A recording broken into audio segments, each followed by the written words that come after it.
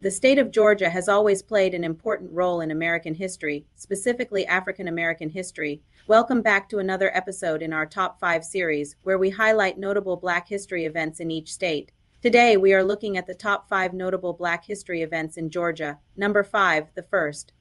African Baptist Church was founded. As one of the oldest Black churches in the United States, its founding is deeply tied to the story of Black life in Georgia. Before we get into the details of this historic event, though, let's talk about the church itself. The First African Baptist Church is more than just a religious institution.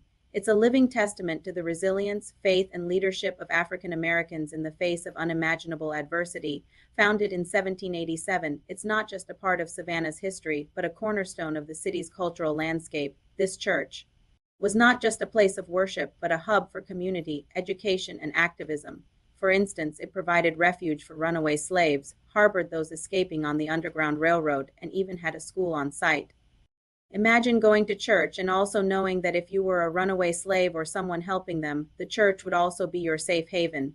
Now, given that this church was built in 1787, that means it's been around for over 235 years, which makes it one of the oldest Black churches in the country over the years.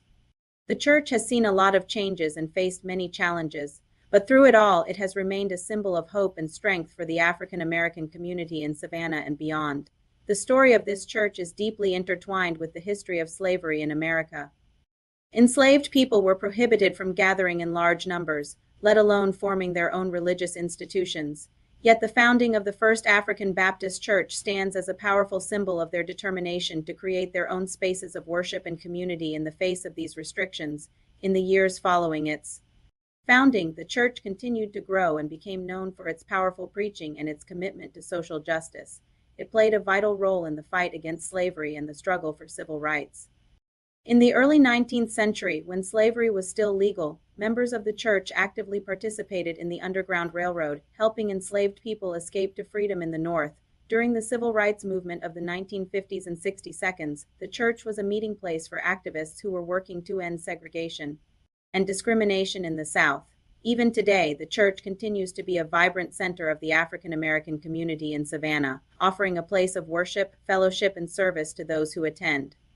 Its doors are open to all, regardless of race or background, reflecting the church's commitment to the ideals of equality and justice for all. Number 4, the Atlanta Constitution printed the first anti-slavery editorial by an American newspaper. As a leading voice in the state, the Atlanta Constitution used its platform to advocate for the rights of African Americans and oppose the evils of slavery. This marked a significant moment in the early days of the abolitionist movement. To understand the impact of this event, let's consider the context of the time.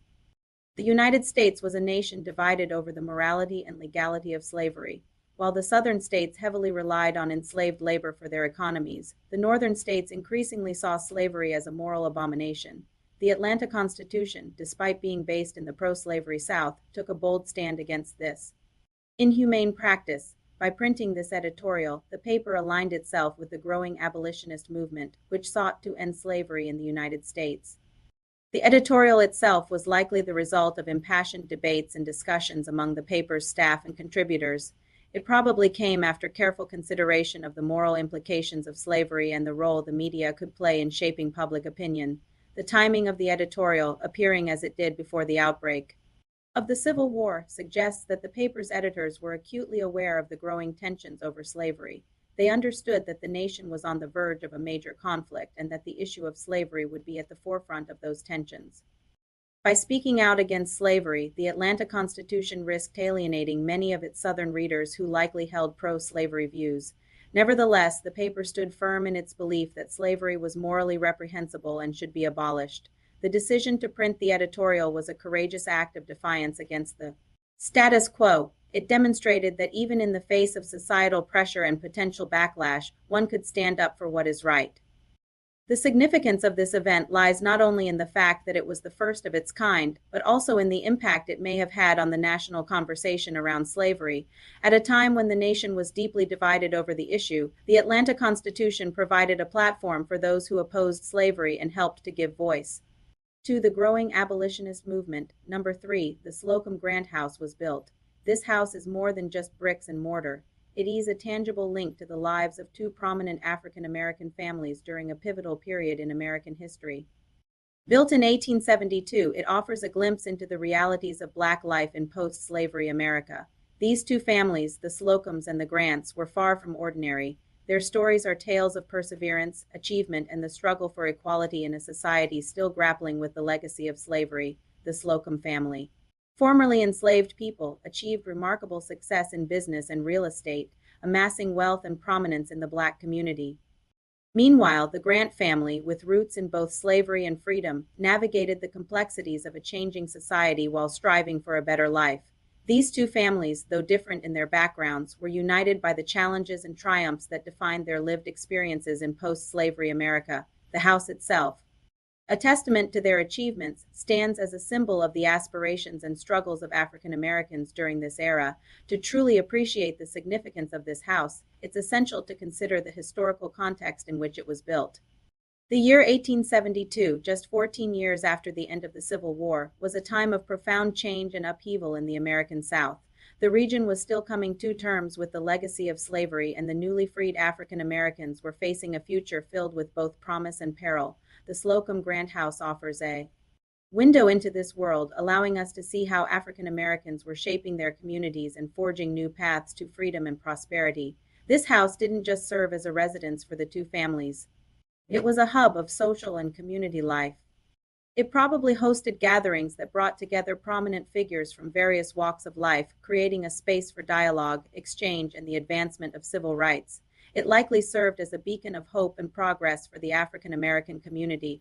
The Slocum Grant House serves as a reminder of the agency and resilience of African Americans in the face of adversity. It tells the story of ordinary people who, despite the challenges they faced, worked to build a better life for themselves and their families. Their stories are a testament to the human spirit's ability to triumph over adversity and contribute to positive change in society. Number 2, the Atlanta student movement was launched. This movement, primarily led by students, had a profound impact on the city, pushing for desegregation and equal access to public facilities. The movement was particularly focused on transportation, challenging the city's segregated bus system, which enforced racial separation and unequal treatment. One of the most significant aspects of the Atlanta student movement was the pivotal role that students played in driving the push for change. These weren't seasoned activists, but young people with a deep sense of justice and a desire for a better, more equitable Atlanta. Their actions, often in the face of intimidation and violence, displayed a level of courage and determination that resonated with people across the city and the nation. A key element of the movement was the focus on nonviolent resistance. Inspired by the teachings of Mahatma Gandhi and Dr. Martin Luther King Jr., the students organized boycotts and peaceful protests to bring about change. This approach, while requiring immense discipline and fortitude, proved to be a powerful tool in galvanizing public support and putting pressure on the city's leadership to address their demands. The movement wasn't solely about the students' personal experiences. While they were undoubtedly impacted by the segregated facilities and discriminatory practices, the students had a broader vision.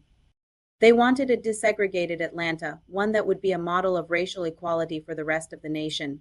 Their efforts were not limited to the streets of Atlanta. The students also engaged in voter registration drives, aiming to increase the political power of African Americans and amplify their voices in local elections. This dual strategy of direct action and political engagement was instrumental in bringing about change.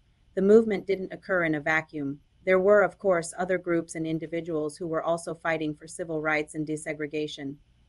The students were part of a larger movement that was sweeping the nation, and their actions were part of a broader struggle for racial equality. The legacy of the Atlanta student movement is profound. The students' courage and determination helped break down the barriers of segregation, paving the way for a more inclusive and equitable Atlanta. Their commitment to nonviolent resistance set a powerful example, and their vision of a desegregated city inspired generations to come. And number 1, the 1915 Brunswick Massacre. During this dark chapter in Georgia's history, when white mobs were attacking Black residents, resulting in the deaths of several African Americans, understanding the context of the Brunswick Massacre requires acknowledging the historical backdrop of racial tensions and violence in the South. The period following Reconstruction saw the emergence of Jim Crow laws that enforced racial segregation and disenfranchisement in the southern states. This created a climate of inequality and hostility towards African Americans, which was often exploited to incite violence. The massacre itself was rooted in economic anxieties and racial prejudice. Rumors spread that black people were taking jobs away from white workers, leading to heightened tensions and mistrust. This economic competition, coupled with deep-seated racial biases, created a volatile atmosphere that was ripe for violence to erupt. The event unfolded during a time when racial violence against African Americans was not uncommon in the South. In fact, similar massacres had taken place in other parts of the country. However, the Brunswick Massacre stood out due to the brutality of a sole gunman's personal grievance and mental breakdown. In early March 1915, the gunman became convinced that several prominent Brunswick businessmen, including his attorney, had cheated or wronged him in a business deal. In particular, a dispute over a $75 payment related to a shipping barge sale appears to have triggered his rage. The victims were all members of Brunswick's community and notably included several local officials and businessmen.